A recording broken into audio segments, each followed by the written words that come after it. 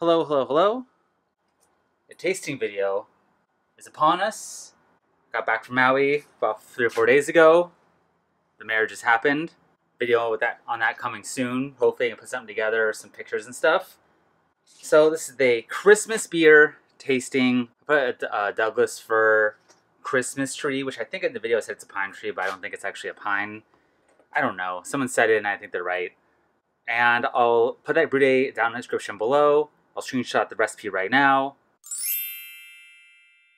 So what I did is I clipped off some actual little clips of branches, little tiny ones. I threw it in the mash. And I also threw it into a steep too, like a 5-minute steep. I think what I should have done is also maybe done dry needling. I didn't do that.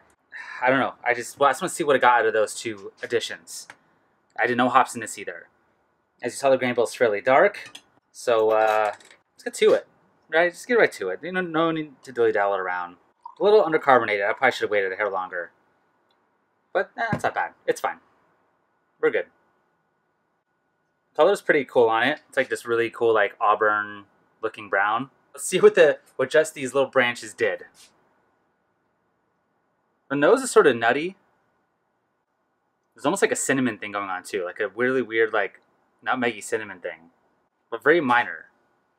That's very interesting. It's kind of cool. That's very unique. It is interesting though. It is like a bitterness to it that I was not expecting, but it's like a weird bitterness. It's almost like a tangerine bitterness. That pithy tangerine sort of thing going on. Or the pithy grapefruit. But it's there. There's some bitterness there. I would think it's hopped, to be honest. Maybe with some citrus hops, if anything, but very lightly.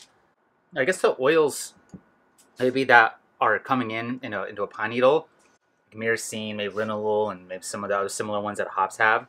I know linalool combined with geraniol can convert into citronellol, if I recall off the top of my head, which is like a citrusy thing, like coriander has that.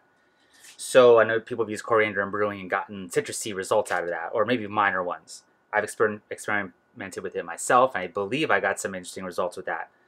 Maybe the pine needles have a similar sort of thing where combined, they just bring out different citrus flavors that wouldn't otherwise exist without those combinations interacting together. Just a theory. It's really cool.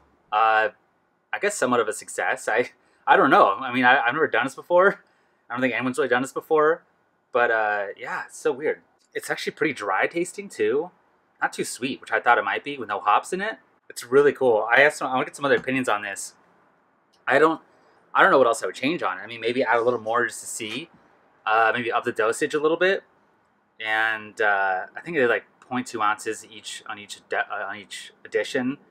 But maybe go to 0.5 on each for a 1 gallon batch and just see. And maybe dry needle it too, just to see if that enhances any more of it, that aroma, or if there's that Christmas tree smell coming through. That definitely is not there. But it's totally drinkable. It's very oddly pleasant in a bizarro way. All right. Well, I say that's a success. I can't believe there's even like an orangey tangerine thing coming out of that. So weird. But yeah, there you go. I guess you can do this.